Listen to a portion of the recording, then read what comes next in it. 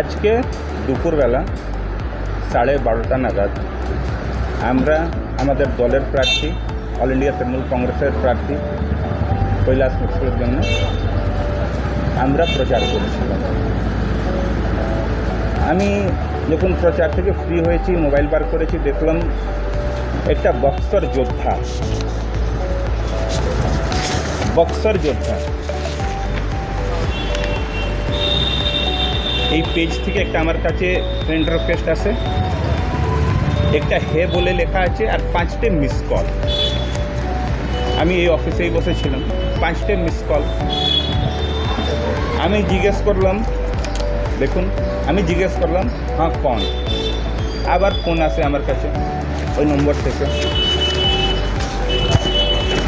ওইখান থেকে জিজ্ঞেস করা হয় যে ভীম পান্ডে बोल रहे हैं হিন্দিতে। আমি বললাম হ্যাঁ বলছি। ওইখান থেকে আমাকে বলা হয় যে অত লাফাচ্ছ কেন। আমি বললাম কি হয়েছে ভাই?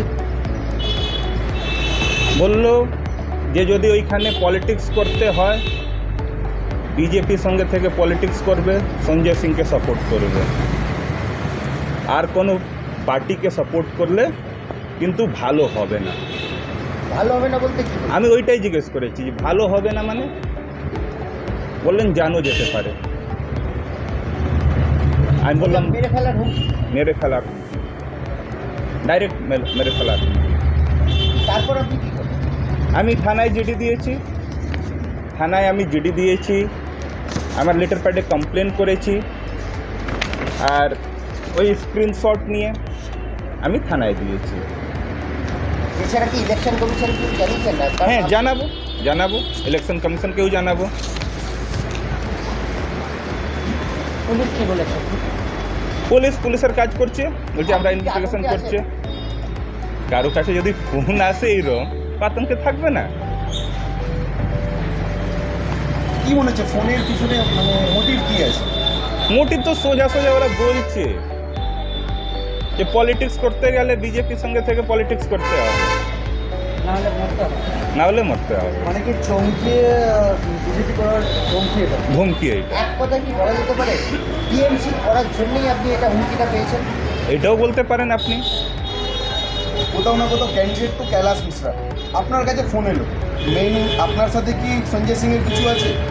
আমি আমার দলের হয়ে কাজ করছি। আমি হাবড়া জেলা তৃণমূল যুব কংগ্রেসের সহসভাপতি। আমি কৈলাসদার হয়ে প্রচার করছি।